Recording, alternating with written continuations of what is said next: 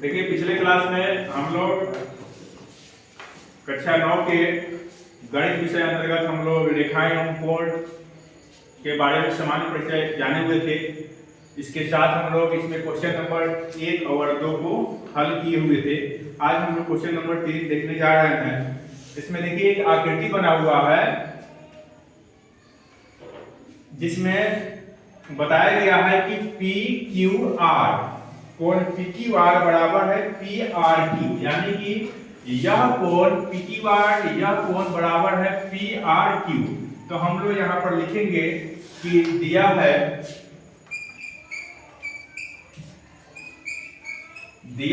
क्या दिया हुआ है, कोण PQR बराबर कोण PRQ। कोण PQR बराबर है कोण PRQ के। उसके बाद सिद्ध करना है, तो क्या सिद्ध करना है वो भी लिखेंगे यहाँ पर। सिद्ध करना है तो देखिएगा, सिद्ध यह करना है कि कोण PQS बराबर है PRT, कोण PRT। अब ध्यान देने की बात है कि PQS कहां है और PRT कहां है। तो PQS यह होगा PQS, तो यह कोण आपका PQS हो जाएगा और यह कोण आपका PRT मतलब यह बाहर वाला कोण हो जाएगा। यदि किसी त्रिभुज PQR में यह दिया हुआ है कि PQR बराबर है PRQ के, यानी यह कोण और यह कोण आपस में बराबर है, तो आपको यह सिद्ध करना है कि यह बाहर वाला जो इसका बहिर्कोण है PQS यह भी बराबर होगा PRT के। तो इसको सिद्ध करने के लिए हम लोग यहाँ पर लिखेंगे, आगे प्रमाण लिखेंगे। हम लोग यहाँ पर लिखेंगे प्रमाण।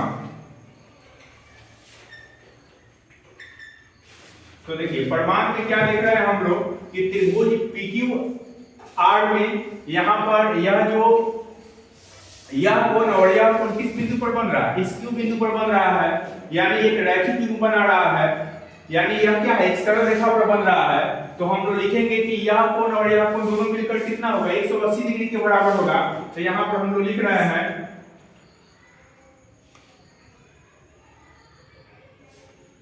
कोण PQR जोड़ कोण PQS। अब देखिए यह PQR हो गया, यह PQS हो गया, दोनों को मिलाएंगे तो यह कितना हो गया, 180 डिग्री के बराबर होगा। तो यह कैसे हम लोग लिखे हैं, या लिखे हम लोग रैखिक युग्म से। अब देखिए उसी प्रकार इसको इक्वेशन 1 मान लीजिए, हम लोग लिखेंगे उसी प्रकार अब देखिए, अब यह कोण और यह कोण भी 180 डिग्री होगा। तो यह कोण कौन है, PRQ। तो लिखिएगा कोण PRQ जोड़ कोण PRT, लिखेंगे कोण PRT बराबर 180 डिग्री। यह भी कैसे आपको मिल गया, यह भी मिल गया आपको रैखिक युग्म से ही।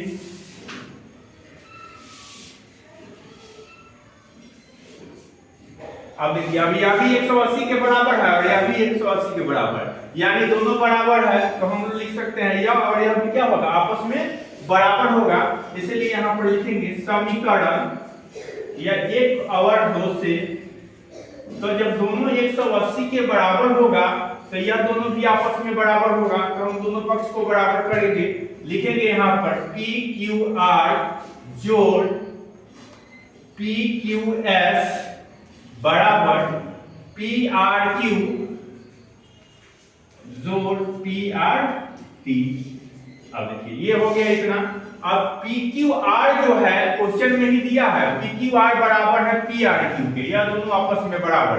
तो PQR के बदले हम क्या लिख सकते हैं, PRQ लिख सकते हैं। इसके बदले हम क्या लिखेंगे, PRQ लिखेंगे। तो यहां लिख देंगे PRQ जोड़ PQS बराबर PRQ जोड़ PRT।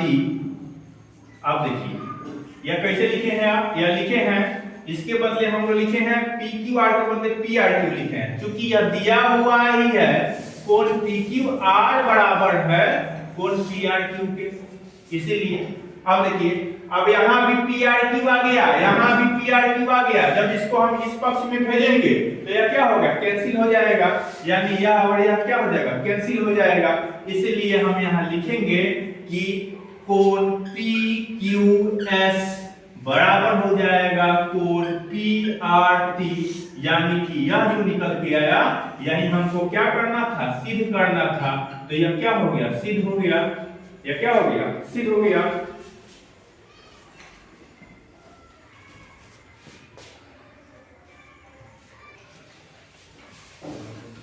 क्वेश्चन नंबर 4 में देखिए, यहाँ पर एक आकृति दिया हुआ है। इस आकृति में क्या दिया हुआ है, एक आकृति इस तरह से बना हुआ है और यहाँ पर यह कोण x है, कोण y है, कोण z है, कोण w है। यह चारों रेखाएं जो है एक दूसरे को ऊपर प्रतिच्छेद करते हैं।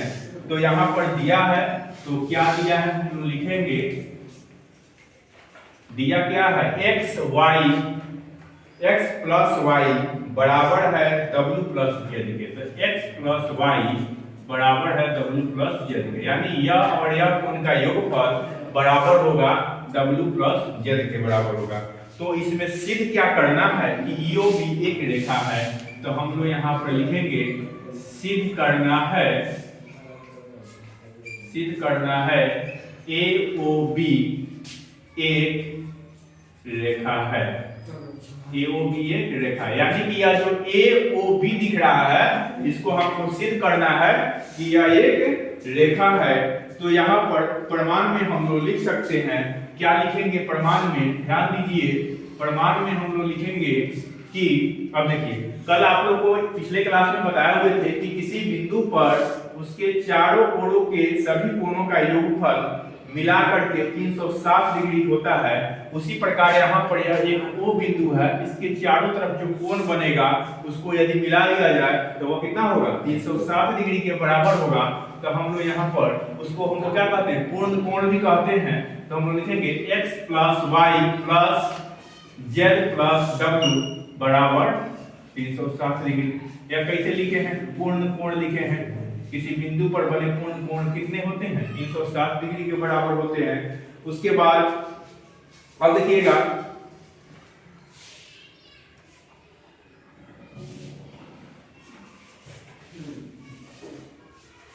अब यहाँ पर x y बराबर है w प्लस z के, या इसको भी w प्लस z पर लिखिए, w प्लस z। तो इस x y के बदले हम क्या लिख सकते हैं, w प्लस z लिख सकते हैं। w plus z plus w plus z बराबर 360 डिग्री। अब देखिए, अब w भी दो बार, z भी दो बार, तो लिखेंगे 2w प्लस 2z बराबर 360 डिग्री। 2 को ले लेंगे कॉमन, तो w प्लस z बराबर 360 डिग्री। इसी में हम इसको यहाँ आगे बढ़ाएंगे तो यह हो जाएगा w प्लस z बराबर 360 डिवाइडेड बाई 2। इसको जब सॉल्व करेंगे तो हमको मिल करके आएगा w प्लस z बराबर 180 डिग्री।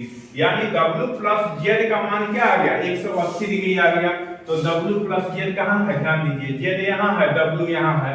तो यह दो कोण जो है z प्लस w, यह किस रेखा पर मिल रहा है, यह एक रैखिक रूप बना रहा है। तो हम लोग लिखेंगे, चूंकि w और z